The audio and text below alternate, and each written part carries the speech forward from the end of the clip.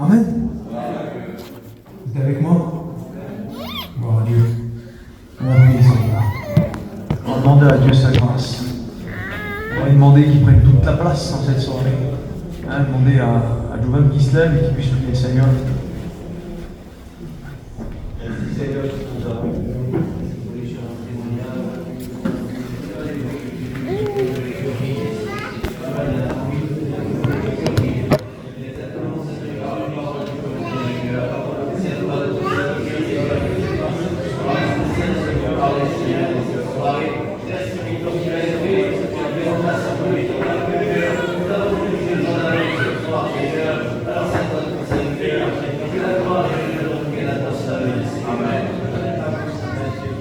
Gloire à Dieu. Amen. Merci Seigneur. Écoutez frères et sœurs, voilà, je voudrais ce soir vous dire quelque chose. Je ne voudrais pas me contenter de prêcher et puis de dire ce que j'ai à dire, des messages dans la parole de Dieu. Il y en a des dizaines, des centaines même et des milliers. C'est ça les frères. Vous me reprenez si ce n'est pas comme ça. Mais je ne voudrais pas faire quelque chose ce soir comme ça et puis vous apporter le message et puis s'arrêter. Puis on va dire voilà, on a eu une réunion, c'était bien. Voilà, on a eu une bonne réunion. Ça s'est bien passé. Et puis quelque part par là, on commence à devenir des religieux si on veut. C'est-à-dire qu'on va commencer à prendre notre réunion en disant ben, il n'y a que le mercredi, la réunion, le vendredi, c'est comme ça chez vous. Et puis le dimanche, et puis après on devient des religieux. Alors on vient à la réunion parce que c'est une habitude de venir à la réunion. Et puis après c'est dommage de venir dans cette situation-là. Moi je voudrais ce soir que tout ce que vous avez prévu éventuellement, histoire de dire, bah tiens voilà, à telle heure ça va se finir, en telle heure c'est comme ça, à telle heure c'est comme ça, je voudrais qu'on ne pense pas du tout à ça. Je voudrais qu'on fasse confiance au Seigneur. Vous savez que ce soir, Jésus est capable d'agir dans le cœur. Parce que des fois, il y a des personnes, de la Bible en parle. Elle dit qu'au milieu du rire, le cœur des fois peut être complètement torturé. Il peut être affaibli. Il peut être en miettes, le cœur. Le cœur ça peut être compliqué, les frères. Des fois, on paraît pour être bien, correct. On paraît avoir une belle vie, on paraît être comme il faut, mais en fin de compte, à l'intérieur de nous, il y a un vide qui est là en forme de Dieu. Et puis, on n'a personne qui peut combler ce vide.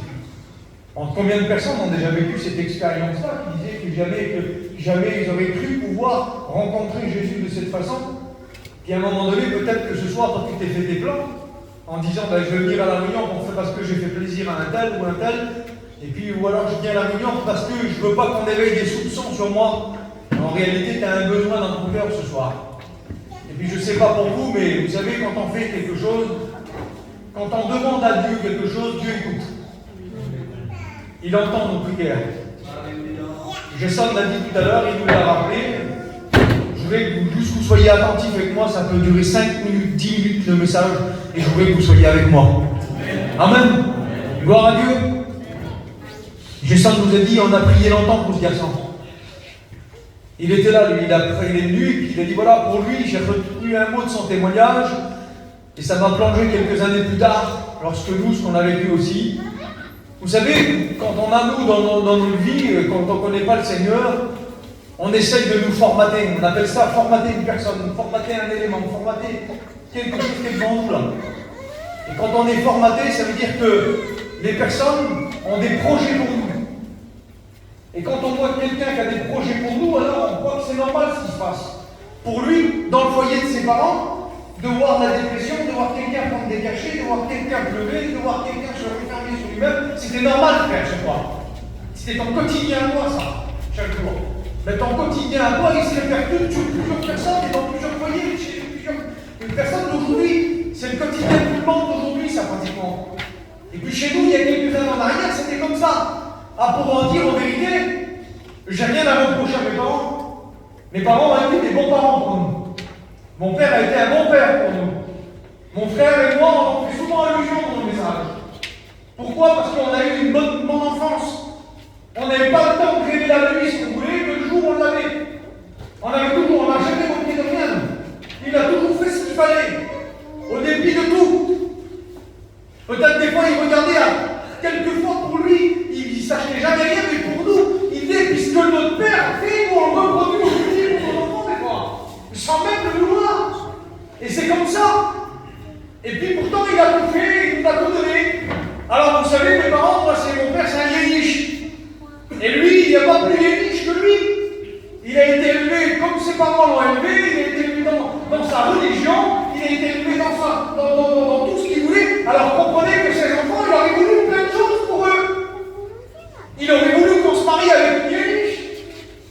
Il aurait voulu qu'on fasse tout comme lui, il voulait. Mais ça ne s'est pas passé comme ça. Ça ne s'est pas passé comme ça. J'ai fait le contraire de ce qu'il m'a dit. Et j'ai été au-delà de ce qu'il voulait. Si même qu'il m'a demandé, qu'il me disait, ça serait bien, des fois j'écoutais mes parents, j'aimerais qu'il tombe chez un tel, j'aimerais qu'il soit comme ça chez un tel, j'aimerais que ça se passe comme ça. Et puis, en réalité, il mettait tout à disposition de nous, mais c'était pas ça que je voulais. C'est pas ce que je voulais. Et on a fait le contraire. Alors des fois, ça les a mis en colère, on dit. Parce qu'on a dit, j'ai emmené la veuve chez moi. Et qu'on était des vieilles bichous. Alors c'était compliqué, comprenez-le. Mais, un jour ou l'autre, toutes ces petites choses passaient, et ils ont accepté ce qu'on leur a emmené. Ils ont accepté même qu'on ne voulait pas ce qu'ils nous donnaient. Ils ont accepté, même qu'ils étaient contraires à ce qu'on voulait. Mais ils ont accepté, ils s'y sont fait.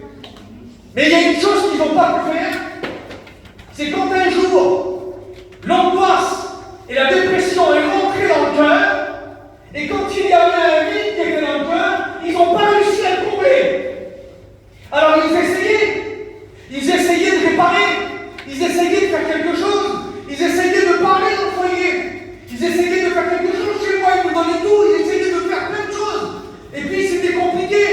Il y avait mon épouse qui au respect de moi, son père avait quitté sa mère, il était parti, et puis il avait laissé la femme avec les 7 enfants qui restaient, et puis elle recherchait l'amour d'un père, mais il n'y en avait plus. Le père ne voulait plus rien savoir du tout. Et c'était compliqué. Il y avait cette situation qui était en train de se vivre au sein de mon foyer, qui était compliquée, et puis personne ne pouvait nous apporter la solution. Personne du tout. Sauf qu'un jour, nous avons fait quelque chose. Il y a quelqu'un qui est venu chez nous et qui nous a apporté l'évangile. Parce que cette personne-là, elle avait reçu quelque chose dans son cœur. Vous savez, quand on vit dans le monde, et quand on voit la dépression, quand on voit l'angoisse, comme la guérison, c'est normal, quand on rentre chez soi, de voir nos parents prendre des cachets, c'est normal de voir nos frères prendre de la drogue, prendre tout ça, parce qu'on a toujours été habitués à voir ça. Mais quand on va dans un foyer où il y a l'évangile, et qu'on voit la différence arriver, la Bible dit que vous verrez la différence entre celui qui sert Dieu et celui qui ne le sert pas. Et un jour, cette différence, on l'a fait. Et on est rentré chez quelqu'un, et là, dans cette maison, il y avait Dieu. Dans cette maison, il y avait le Seigneur. Et quand on a vu qu'il y avait le Seigneur dans cette maison, lui, mon frère qui est là, que vous connaissez plus que moi, il a décidé de prendre Jésus et de l'emmener chez nous. Et puis il a dit, Seigneur, je voudrais que tu fasses quelque chose pour nos foyers, pour le foyer de mes parents, pour mon frère, pour tout, pour que tu... Seigneur, écoute, je ne sais pas comment tu vas t'y prendre, mais je te demande de faire quelque chose. Et puis ça s'est passé. Alors l'évangile a commencé à rentrer dans nos foyers. Et là, le Seigneur, il a commencé à faire son œuvre. Il a retiré l'angoisse. Il a retiré la dépression. Il a retiré tout ce qui était l'angoisse, la maladie. Écoutez, il y avait tout chez nous. Il y avait tout chez nous. Vous ne pouvez pas trouver plus que ça. Il y avait tout chez nous.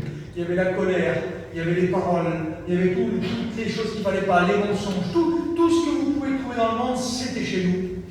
Et le Seigneur, il est venu, puis il a retiré un à un des choses. On n'est pas venu parfait. On n'est pas venu parfait au Seigneur, mais on a retiré tout. Pourquoi ? Parce qu'on a fait confiance à Dieu. Et qu'on a voulu ramener Jésus dans nos maisons. Écoutez, frères et sœurs, le Seigneur, il n'est pas qu'à la réunion. Il faut ramener Jésus dans nos maisons. Il ne faut pas le laisser dans la réunion. Il ne faut pas vous formater à venir qu'à la réunion et de rester ici, frères et sœurs. C'est pas ça l'union, c'est pas ça l'évangile, c'est pas ça être chrétien. C'est pas ça être un chrétien. Je m'excuse, mes frères, mais vous m'arrêtez si vous voulez. Je me sens libre ce soir de prêcher le message que j'ai envie de prêcher dans mon cœur. L'évangile, mes frères, c'est pas qu'à la réunion. On n'a pas que Jésus dans la réunion. Il faut qu'on l'emmène chez nous, Jésus. Vous savez où c'est que vous l'emmenez, Jésus? Vous l'emmenez chez vous, et quand vous levez le matin, et vous l'emmenez dans vos camions quand vous allez chiner, les frères. Les sœurs, quand vous faites votre ménage, vous avez Jésus aussi avec vous. Quand vous allez aux commissions, il y a Jésus aussi avec vous. Quand vous allez chercher vos enfants à l'école, il y a Jésus aussi avec vous. Quand vous allez à l'hôpital pour faire des examens, il y a Jésus aussi avec vous. Trop de gens pensent que Jésus n'est qu'à la réunion et qu'il est dans ses murs. Jésus n'est pas dans ses murs, il va au-delà de tout ça. Et c'est ce que je voudrais vous dire ce soir. Jésus, ramenez-le chez vous. Emmenez-le partout. Emmenez-le quand vous êtes invité chez des gens. Emmenez-le quand vous êtes invité chez boire un café, quelque chose. Emmenez-le avec vous. Parce que vous pouvez des fois apporter une solution dans la cœur. Seigneur, c'est important. Écoutez, frères et sœurs, c'est important, Seigneur, la réunion. Et puis vous savez pourquoi c'est important? Parce qu'il y a le jour des hommes. Quand Jésus était à Capernaum, dans son quartier général, là où est-ce que lui était en train d'enseigner, un jour il est rentré dans la maison de Pierre. Et quand il est rentré dans la maison de Pierre, il était en train d'enseigner, et comprenez bien que lorsque Jésus, toute la renommée qu'il s'était faite, vous allez voir demain.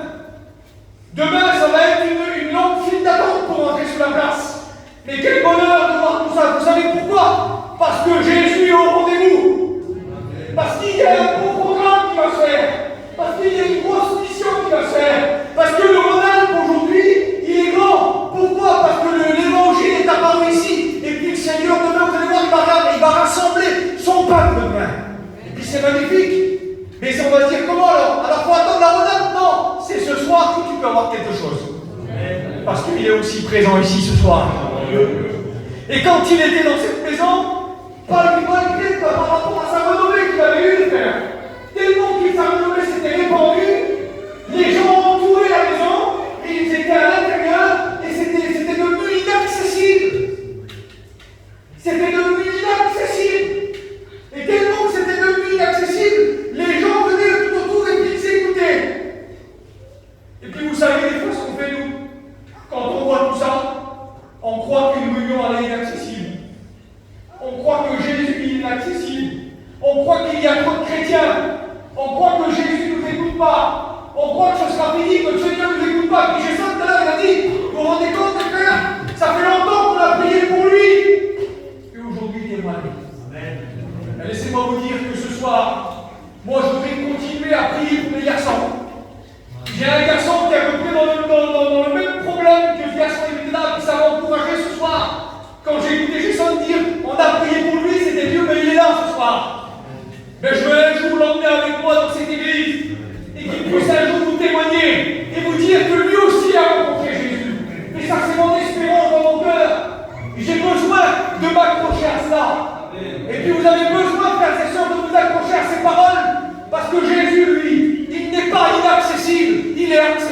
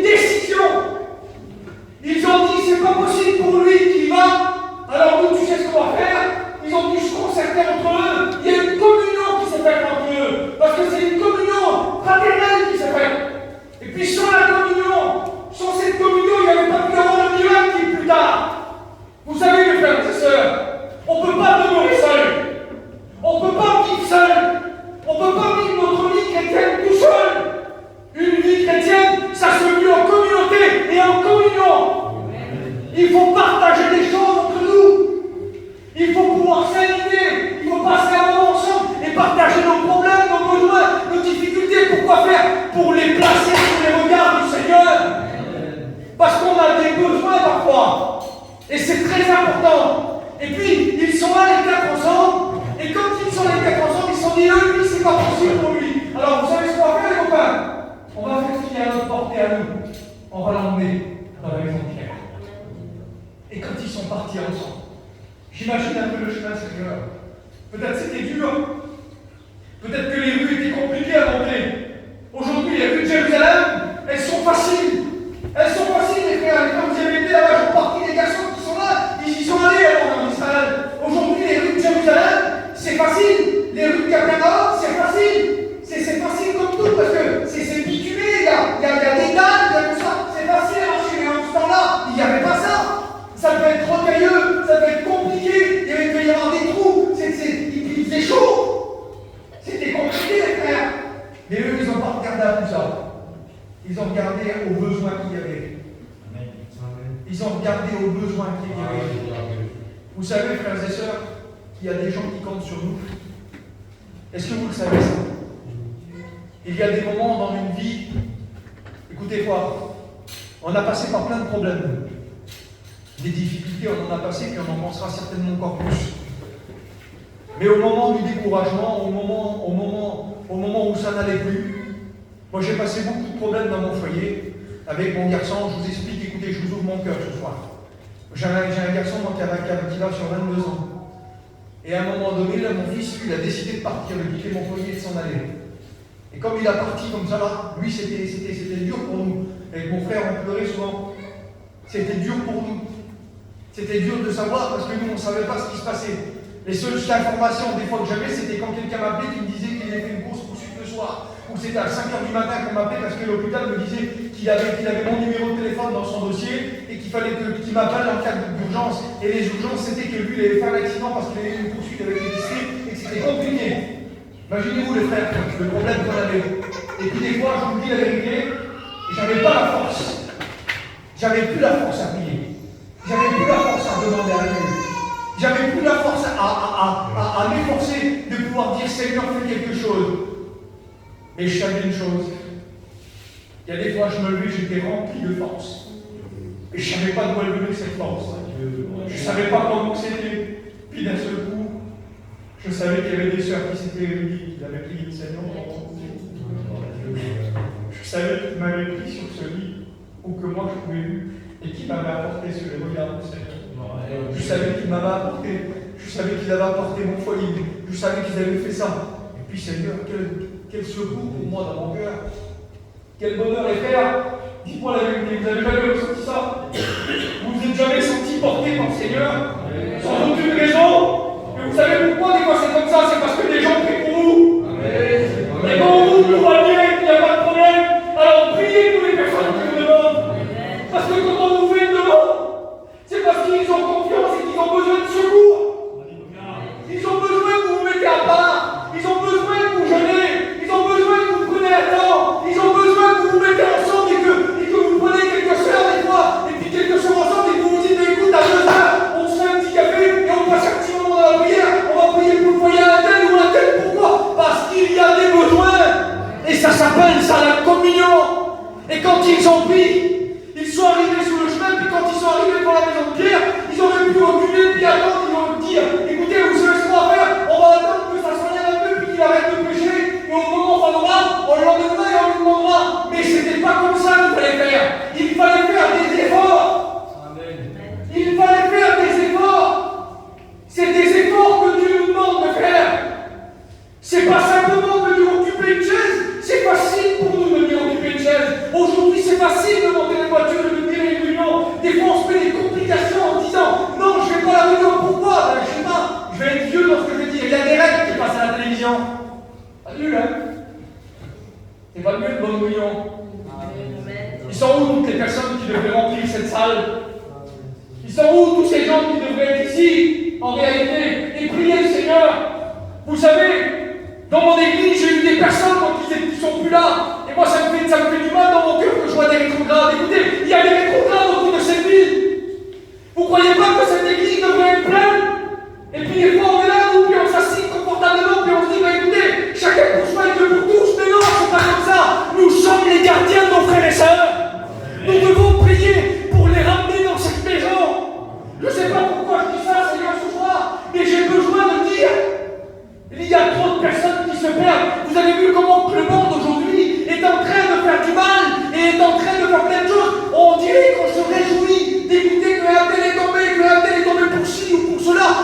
comprenez bien qu'on vit dans un monde où ça va plus du tout. Écoutez, il faut qu'on redoute de vigilance. Il faut qu'on prie le Seigneur. Il faut qu'on se ligue ensemble et qu'on dise Seigneur, nous voulons que tu puisses maintenant ramener ceux qui sont captifs dans ce monde. Vous voulez pas? Alors Seigneur, il va falloir faire des efforts. Ces 400 qui étaient là, ils ont découvert le toit. Ils n'ont pas regardé tout ce peuple qui était ici. Ils ont pris la décision de découvrir le toit. Ils ont dit Seigneur, nous voulons faire cet effort. Pourquoi? Parce que nous voulons placer cet homme sous tes regards. Nous voulons qu'il soit sous les regards de Jésus. Et quand il est arrivé comme ça, quand ils sont arrivés, ils ont commencé à démonter le toit, parce que c'est comme ça que ça s'est passé. Ils ont démonté le toit. Il y a eu avoir du bruit. Jésus devait être en train de prêcher. Et puis ils se demandaient ce qui se passait. Vous savez ce qui se passe, comme il l'a dit tout à l'heure? Quand on commence à vouloir faire l'action de Jésus, tout tremble. Le ciel, en fait, le ciel nous écoute. On a besoin d'être écouté par Dieu. Et si pour cela, il faut qu'on adresse des prières ou qu'on crie autour du problème, eh bien faisons-le parce que les murs vont tomber. Faisons-le parce que les personnes vont revenir le faire. Faisons-le parce que les malades vont être guéris. Ne regardons pas ce qui s'est passé auparavant. Ne regardons pas parce que la tête n'a pas été guérie ou alors tout ça. Jésus est toujours d'actualité. Il guérit, dites Amen. Il délivre, dites Amen. Il sauve, dites Amen. Gloire au Seigneur. Jésus est capable de faire toutes ces choses. On oublie des fois le principal.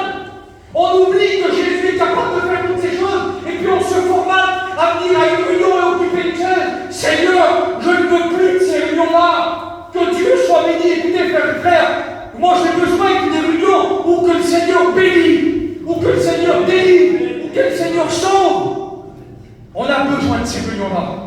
On a besoin, mes frères et sœurs, d'être encouragés ensemble. Je ne sais pas pour vous, mais c'est comme ça que je vois cette réunion ce soir. Et puis Jésus, vous savez ce qui s'est passé?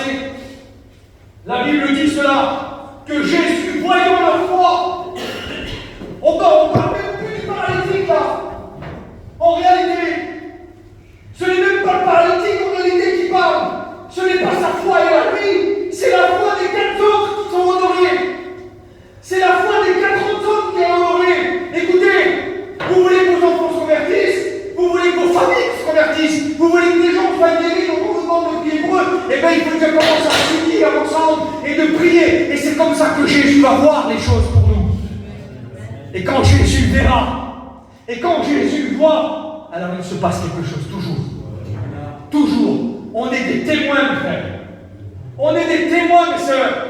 On a déjà vu combien de fois Dieu s'est servi de vous, combien de fois Dieu s'est servi de vous, de votre témoignage ou de votre langage pour amener une personne à Dieu.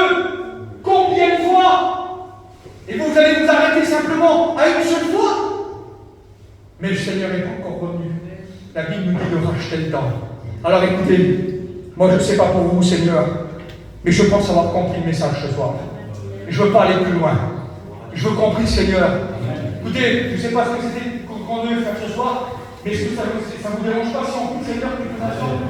Est-ce que ça vous dérange, frères et sœurs, si on prie le Seigneur?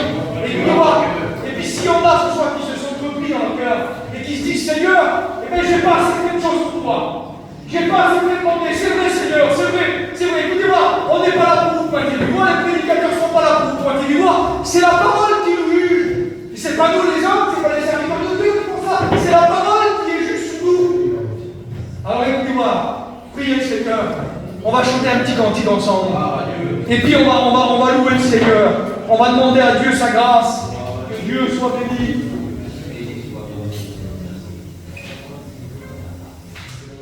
Merci à toi, Jésus. Merci, Seigneur. Voilà ce qu'il faut faire. Écoutez bien ces paroles de ce cantique.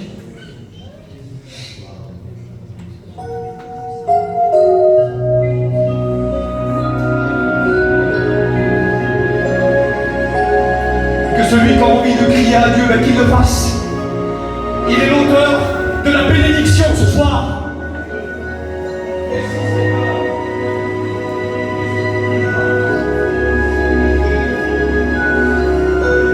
C'est ce qu'il veut faire ce soir. Il veut te sauver. Il veut te bénir.